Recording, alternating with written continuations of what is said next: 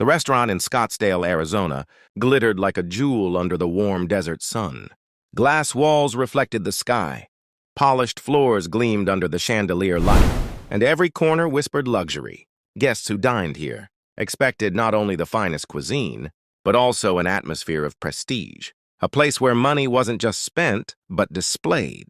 At the heart of this perfection, waitresses moved like clockwork, balancing trays, flashing polite smiles, ensuring no one ever waited too long for a refill. Among them was Danielle Rhodes, a young black woman whose quiet strength carried her through double shifts and endless nights. She wasn't born into privilege, yet she carried herself with the grace of someone who belonged anywhere she chose to be. Her colleagues admired her work ethic. Regular customers knew her as the waitress who remembered small details, who made people feel seen. But on this particular evening, the air shifted the moment a certain man walked in. At the corner table by the wide glass window, a billionaire from Dubai settled into his seat. He was known for his lavish lifestyle, his watch flashing more gold than most people earned in a year. The weight of his presence was undeniable. Servers stiffened, managers whispered, and even the hum of conversation softened as if the restaurant itself bowed to his wealth. Danielle noticed, of course, but she didn't flinch. To her, every guest deserved the same service, no matter the digits in their bank account. The man ordered with casual arrogance, flicking his hand at the menu as if food were an afterthought. His companions, two sharply dressed associates, laughed too, loudly at his half-hearted jokes. But it wasn't until Danielle approached his table with practiced courtesy that the tension began to coil in the room. The billionaire's eyes lingered longer than necessary. Not with admiration, but with judgment. He leaned toward his companions and, in a low voice, muttered something in Arabic. It was quick, sharp, and dripping with mockery. His associates chuckled, shaking their heads, their laughter hidden behind expensive cufflinks and polished smiles. Danielle felt the shift immediately. She didn't know exactly what was said, but she recognized the tone, the sound of someone reducing her to less than she was, assuming she couldn't understand, assuming his language was a shield. Around them, the restaurant carried on as if nothing had happened. But Danielle's chest tightened. She had a choice: ignore it, pretend she hadn't noticed, or wait. A flicker crossed her face, almost imperceptible, and then her lips curved in the faintest smile. The smile on Danielle's face wasn't the practiced one she wore for customers. It was different, sharper, alive with quiet defiance. She placed the glasses of water on the table gently, her movements steady, almost deliberate. The billionaire didn't notice, at least not yet. His laughter spilled into the air again, the kind of laugh that was meant to command attention, to remind everyone in the room of his power. But Danielle wasn't interested in feeding his ego. She had heard enough tones like his before, tones that assumed money gave the right to diminish others. As she set down the menus, she let her gaze flicker toward him for the briefest moment. He caught it. Perhaps he thought he saw hesitation in her eyes, a confirmation that his words had landed where he intended. That assumption alone made him smirk, leaning back in his chair as if victory had already been won. He had no idea that Danielle carried something within her he couldn't purchase, couldn't manipulate: knowledge. She returned to the counter, her steps calm, her mind sharper than ever. Her co-workers didn't notice anything unusual. The restaurant was busy, plates clattered, orders flowed. But inside Danielle, something stirred. She remembered her late father, a man who had taught her early that language was power. He had been a professor of linguistics before his passing, a man fascinated by culture and words, who had taught Danielle bits and pieces of languages from all over the world. Arabic had been one of them. At first, it was just a game when she was younger, repeating words, learning simple sentences. But as she grew, her interest deepened. By the time she was in college, she had pursued it seriously, reading, listening, practicing until fluency wasn't just possible, it was hers. So when the billionaire believed his words had gone over her head, he was wrong. She had heard every syllable. She had understood the venom hidden in his mocking comment, the way he had reduced her identity to a joke meant to amuse his companions. Danielle didn't just hear the insult, she translated it, felt its sting, and then let it roll off her shoulders like rain. Because unlike him, she knew something he did not. His language wasn't a shield. Not tonight. As she returned to the table with their first appetizers, the room seemed unchanged. Forks scraped against porcelain, wine glasses clinked, soft music filled the silence between conversations. Yet beneath the surface there was tension, like the tightening of a violin string waiting to be plucked. Danielle's smile returned, bright and controlled. But behind her eyes there was fire. The billionaire leaned in once more, preparing another comment in Arabic, unaware that this time the game was about to change. The billionaire's words slipped out smoothly, almost lazily, as though insulting someone beneath him cost him no energy at all. His companions laughed again, the sound a little too polished, a little too rehearsed, as though they were trained to laugh whenever he spoke. Danielle caught the inflection, the way he let his voice drag slightly at the end, turning what should have been a compliment into a barb. He was mocking not just her, but everything she represented, her skin, her profession, the fact that he thought she didn't belong in a place like this unless she was serving. Danielle leaned in just slightly, her tray steady in her hand, her expression the picture of professionalism. She placed their dishes down with care, the silverware gleaming under the light. Then, in a voice as smooth as silk, she answered him in Arabic. The words left her mouth clean, precise, and undeniably fluent. Not a hesitant syllable, not a trace of mispronunciation. She repeated back his own insult, word for word, then added her own sharp reply, one that cut through the arrogance like glass breaking in silence. The effect was immediate.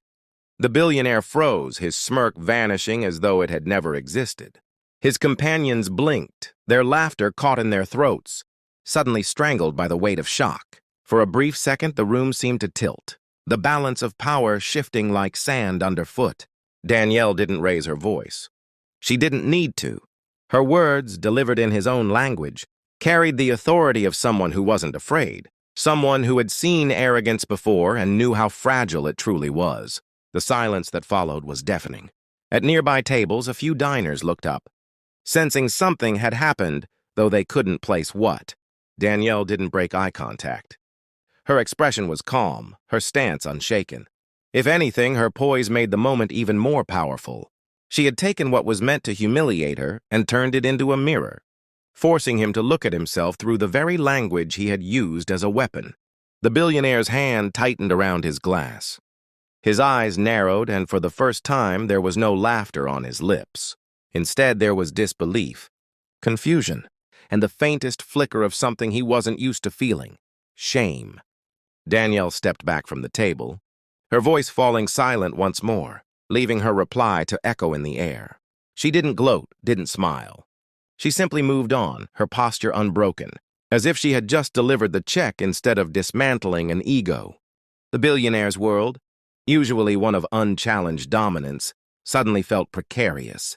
He was a man accustomed to controlling every room he entered, to bending the atmosphere to his presence. Yet here he sat, undone by a waitress he had dismissed as invisible. The insult he had spoken in Arabic now hung in the air, exposed, naked, and stripped of its power. Danielle's reply had landed not like an attack, but like a revelation. She saw him, she understood him, and she wasn't intimidated. His companions shifted uncomfortably in their seats. They had laughed moments earlier, but now their eyes darted toward him nervously, waiting to take their cue. Should they laugh it off, act as though it was nothing, or remain silent and avoid stoking his growing embarrassment? The uncertainty in their posture betrayed the shift Danielle had created. She hadn't just responded. She had destabilized the entire table. Danielle returned to the counter, her heart beating a little faster, though her exterior never cracked. She knew moments like this weren't just about words, they were about dignity. Too often she had watched people in positions of wealth or authority believe their money gave them permission to belittle others. Too often she had swallowed remarks, choosing silence for the sake of peace. But not tonight. Tonight, she had turned his arrogance into his weakness, and she had done it without raising her voice or losing her calm. Back at the billionaire's table, the silence stretched. He shifted in his chair, his jaw tightening. He wasn't used to being challenged, certainly not by someone he considered beneath him. His pride urged him to retaliate, to reassert control, but his mind stumbled over the reality. She had spoken his language fluently, There was no way to twist it, no way to pretend she had misunderstood. She had understood everything. One of his associates cleared his throat, mumbling something about the weather in an attempt to move the moment along. But it was useless. The atmosphere at the table was fractured. The billionaire's gaze followed Danielle as she moved between tables, her grace a reminder that his attempt to mock her had failed. And as much as he tried to convince himself otherwise, he couldn't shake the echo of her words. For Danielle, the shift wasn't about revenge. It was about reclaiming her space. She felt lighter somehow, as if she had set down a weight she hadn't realized she'd been carrying. The restaurant buzzed on as usual, yet she knew something irreversible had happened. The power dynamic had flipped, and though the billionaire still had his wealth, it no longer shielded him from the truth. Danielle didn't rush her steps as she carried another tray of drinks to a nearby table. She moved with the same measured rhythm she always did, her focus fixed, her balance precise. To anyone watching, she was simply doing her job. But to the billionaire, every movement felt like a reminder. He watched her, though he tried not to. Something about her composure unsettled him. The way she hadn't gloated, hadn't smiled triumphantly, hadn't even looked back after delivering her sharp reply. That restraint, that quiet dignity, cut deeper than mockery ever could. He shifted uncomfortably, adjusting his cufflinks as if the gold and diamonds could somehow restore the control he'd lost. His companions avoided his eyes, pretending to study the menu again, though their food had already been ordered. They were embarrassed, not for themselves, but for him. And in their silence, the billionaire felt a rare sting of isolation. Wealth had always surrounded him with people eager to please, eager to laugh at his jokes, eager to echo his opinions. Yet here, in this glittering restaurant, he had been left exposed, and no one had come to his rescue. Meanwhile, Danielle's thoughts drifted back to her father. She remembered evenings sitting at the kitchen table, the smell of coffee in the air as he flipped through old textbooks, sharing words and phrases from languages she hadn't even heard of before. He would smile when she repeated them back to him, correcting her pronunciation with patience. Language, he used to say, is a bridge and a weapon. Use it wisely and you'll never be powerless. She hadn't fully understood then, but now his words rang clear. Tonight she had wielded that lesson with precision, not out of anger but out of necessity. Her coworker, Maria, passed by and whispered, "You okay?" Danielle nodded, offering a small smile. There was no need to explain. Maria hadn't caught the exchange, and Danielle preferred it that way. Some victories were private, their weight felt only by those who lived them. At the billionaire's table, tension lingered like smoke. He forced a chuckle, trying to reassert his dominance with a joke in English this time. But the rhythm was gone. His associates nodded politely, but their laughter lacked conviction. The balance had shifted, and everyone at the table knew it. He was still rich, still powerful, but in that room, in that moment, he was no longer untouchable. Danielle continued her shift, her steps steady, her hands precise. To her, it was just another night at work. To him, it was a night he would never forget. The billionaire's appetite waned. His fork scraped against the plate without rhythm. His mind no longer focused on the lavish food before him. He tried to shake the moment, to tell himself it didn't matter, that she was just a waitress. Yet the memory of her fluent words haunted him. They replayed in his head with perfect clarity, each syllable carrying the weight of his own arrogance turned against him. For the first time in years, he felt small in a room where he had always loomed large. His companions kept their conversation shallow, speaking of markets, investments, and travel, but their eyes flicked toward Danielle whenever she passed. They hadn't expected her to respond. They hadn't expected her to belong in his world of language and privilege. Their silence was its own judgment, and he felt it pressing against his pride like an invisible hand. Across the dining room, Danielle remained steady. She moved from table to table, pouring wine, balancing plates, taking orders with her usual grace. Outwardly, she was untouched by what had happened. Inside, however, there was a quiet storm. Not of regret, never regret, but of reflection. Moments like these weren't new to her. She had faced arrogance before, endured words meant to reduce her to less than she was. But tonight had been different because she had chosen not to stay silent.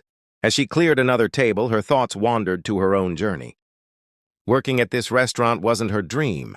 It was survival, a stepping stone as she pursued something greater. She was studying on the side, saving money, building toward a future her father would have been proud of. Each double shift, each long night, was another brick in the foundation she was laying for herself.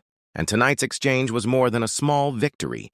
It was proof that she wasn't invisible, that her voice mattered even in places designed to remind her otherwise. The billionaire's discomfort didn't go unnoticed by others. At the far end of the restaurant, a couple whispered, casting subtle glances his way. They hadn't heard the words, but they had seen his reaction, seen the shift in his demeanor. Power, after all, wasn't just in money, it was in presence. And tonight the presence belonged to Danielle. When she returned to his table to refill their glasses, her hand was steady, her voice calm. "Is there anything else I can get for you, sir?" she asked in flawless English. The simplicity of the question struck him harder than any insult could. She wasn't shaken. She wasn't intimidated. She was in control, and he knew it. The billionaire hesitated before answering her. For a man who usually commanded attention with every word, his voice now sounded thinner, less certain. "No, nothing else," he muttered, his accent heavier than usual.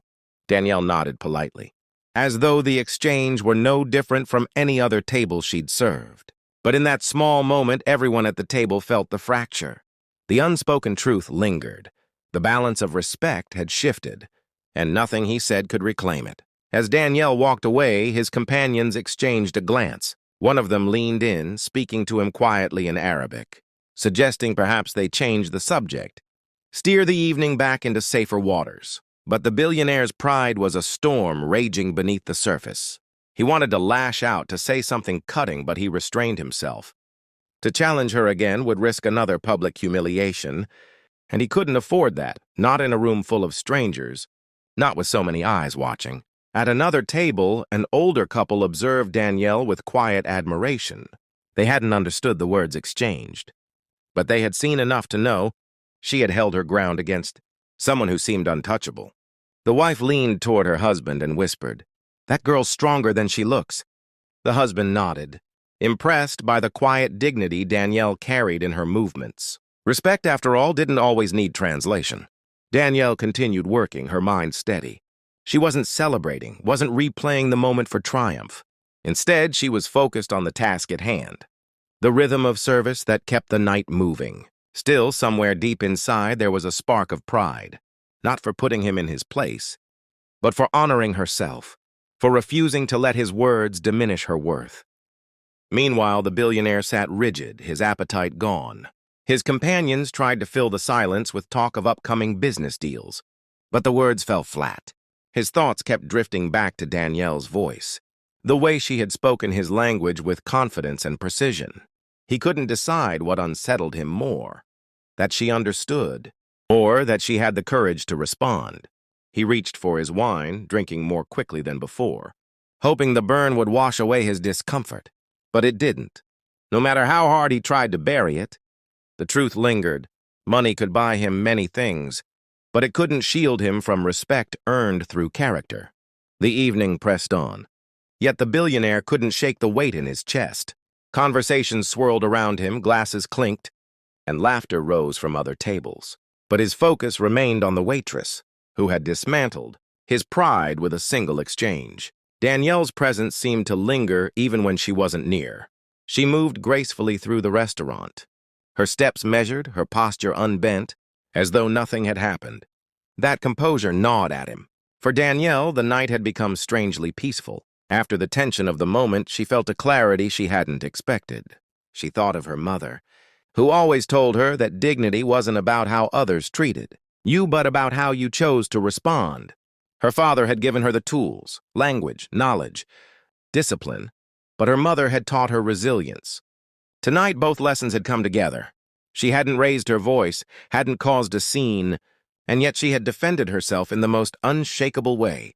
A group of young professionals, seated at a nearby booth, had caught pieces of the moment. They hadn't understood the Arabic either, but they had seen Danielle's sudden reply in the same language. Curiosity sparked among them. "Did you hear that?" one of them whispered. She spoke Arabic. "Perfectly." Another nodded, impressed. Word traveled fast in spaces like these. Whispers carried. And soon a quiet admiration began to ripple through the restaurant. The billionaire noticed. He felt the glances, subtle but undeniable, as if the room had shifted allegiance without saying a word. It wasn't open mockery. No one dared laugh at him, but it was worse. Quiet respect for someone else. For him, a man who thrived on being the center of gravity, the realization was suffocating. Danielle, however, remained focused. She served, she cleared, she smiled, all while carrying the serenity of someone who knew her worth. She didn't need an audience, didn't need applause. Her victory was internal, rooted in the knowledge that she had honored herself and her father's legacy. The billionaire's companions made excuses to leave early, their discomfort too thick to disguise. They settled the bill with a quick swipe of a black card, murmuring polite thanks. The billionaire stayed silent, his mind still reeling. As Danielle collected the receipt, their eyes met for the briefest moment. There was no malice in hers, no triumph, only calm. That, more than anything, unsettled him. She hadn't sought to win. She had simply refused to lose. When the billionaire finally stood to leave, the scrape of his chair against the polished floor was louder than it should have been. He adjusted his suit jacket, pulling it tightly across his chest as though fabric alone could armor him. His companions were quick to step aside, letting him lead the way out, but their eyes betrayed their relief. They were glad the night was over, glad to slip out from under the tension that had clung to them like smoke. Danielle approached the table to clear the last of the dishes. Her movements were unhurried, professional, her face composed. She could feel the weight of his gaze on her one final time. He paused by the doorway, turning slightly as though he wanted to say something. Perhaps a retort, perhaps an apology, but no words came. His pride was still too large to let humility through, and yet too fractured to risk another confrontation. For the first time, silence was his only option. The restaurant's energy seemed to shift the moment he was gone. Conversations grew lighter, laughter warmer, as though the air itself had been cleansed. Danielle stacked plates and gathered silverware, her hands steady. Inside there was no swelling pride, no triumphant glow, only a quiet sense of balance. She hadn't embarrassed him for entertainment, hadn't sought revenge. She had simply claimed her dignity in the only way. She knew how, by refusing to let anyone reduce her to less than she was. Maria brushed past her again, this time giving her a knowing look. "Whatever happened at that table," she whispered, "you handled it?" Danielle offered a small nod. She didn't need to explain. Some moments were too private, too profound to be put into words. Later that evening, as the restaurant slowed and the last few tables lingered over desserts, Danielle leaned against the counter for a brief breath. She thought of her father again, of the lessons he had woven into her childhood. She thought of her mother's strength, her quiet resilience. And she realized that what had happened tonight wasn't just about her and a wealthy man with too much arrogance. It was about every time someone like her had been underestimated, dismissed or mocked. It was about answering back, not always with anger, but with undeniable truth. The billionaire would leave Scottsdale and return to his world of wealth and influence. But Danielle knew something he didn't. Long after the taste of his meal faded, long after the memory of the evening blurred, he would remember her voice. The restaurant finally dimmed as closing hour approached, the golden light softening into a quiet glow. Danielle untied her apron, folding it neatly before slipping it into the bin behind the counter. Her body was tired, but her spirit felt oddly renewed, as though the encounter had sharpened her sense of purpose rather than drained it. She looked around at the empty tables, remembering the laughter, the whispers, and the silence that had followed her exchange with the billionaire. The night had been ordinary in many ways, yet unforgettable in others. Maria approached, carrying 2 steaming mugs of tea. "You've earned this," she said with a smile, sliding one toward Danielle. They sat together in the stillness, sipping in companionable silence. After a while, Maria leaned in. "He'll never forget what you did. People like him. They live in a world where money buys them power. But you showed him something he can't buy."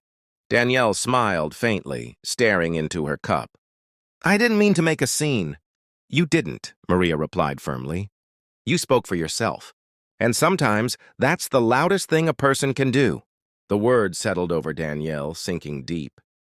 She thought of the countless times she'd swallowed insults, ignored stares, or laughed off comments that had cut deeper than anyone realized. Tonight had been different. Tonight she had chosen not to carry the weight alone. Outside, the night was cool, the desert air sharp with the faint scent of mesquite. Danielle walked to her car under a sky littered with stars. Her phone buzzed, a message from her younger brother Malik. How was work? It read. She hesitated, then typed back simply, "It was good. Learned something important tonight." She didn't elaborate. She didn't need to. Malik knew the battles she fought, the unspoken struggles she endured. One day, when he was older, she might tell him the whole story. For now, it was enough to know that she had faced a storm and stood unbroken.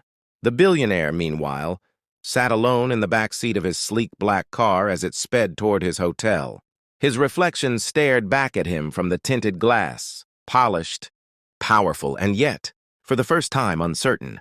He replayed the moment in his head, her words in flawless Arabic cutting through his arrogance. He had wealth, reputation, and influence, but none of it had prepared him for being reminded of something. He had long forgotten. Respect is not demanded, it is earned. The next morning, sunlight spilled across Scottsdale, warm and steady, as if the desert itself had no memory of the night before. For Danielle, though, the moment lingered like an echo. She woke early, tying her hair back before heading to campus for her morning classes.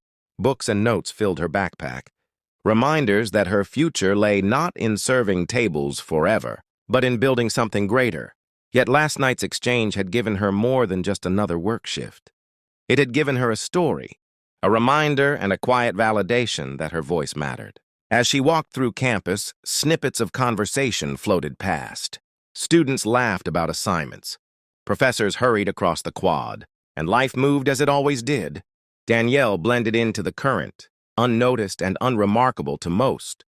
But within her, there was a stillness, a confidence that felt new. She carried herself a little taller, not because anyone was watching, but because she had seen for herself what strength looked like in action. Across town, the billionaire sat in his penthouse suite, staring at the skyline. The morning paper lay untouched, his breakfast half-eaten. For a man accustomed to commanding boardrooms and closing million-dollar deals, it was unusual to feel unsettled by something as simple as words. Yet Danielle's voice haunted him. The fluency, the composure, the undeniable reminder that wealth was no shield against truth. It gnawed at the edges of his pride. He considered calling one of his associates, venting the story as though it were a trivial annoyance. But even in his mind, the narrative made him look small. To admit he had been silenced by a waitress, publicly and with elegance, was to admit that all his armor of status had failed him. Instead, he kept it buried, replaying it in silence. In his own way, he knew the memory would not fade quickly. Back in the restaurant, Danielle's co-workers greeted her with subtle respect. Some didn't mention the night directly, but their smiles carried a quiet acknowledgement. Maria, ever the watchful friend, gave her a nod as though to say, "I saw you. I know what you did." Danielle accepted it with grace. She didn't need applause, didn't need her story to spread. The victory was hers alone, rooted in something far deeper than recognition. As the weeks passed, the memory folded into the rhythm of life. The billionaire would return to his circles, his wealth and power intact, but somewhere deep inside, he carried a bruise no fortune could erase. Danielle, on the other hand, carried something brighter, proof that resilience wasn't about shouting the loudest, but about standing firmly in who you are. And so, under the desert sun, their paths diverged, one marked by arrogance forced into reflection, the other by quiet dignity that would shape the road ahead. Danielle didn't need to win in the world's eyes. She had already won in her own.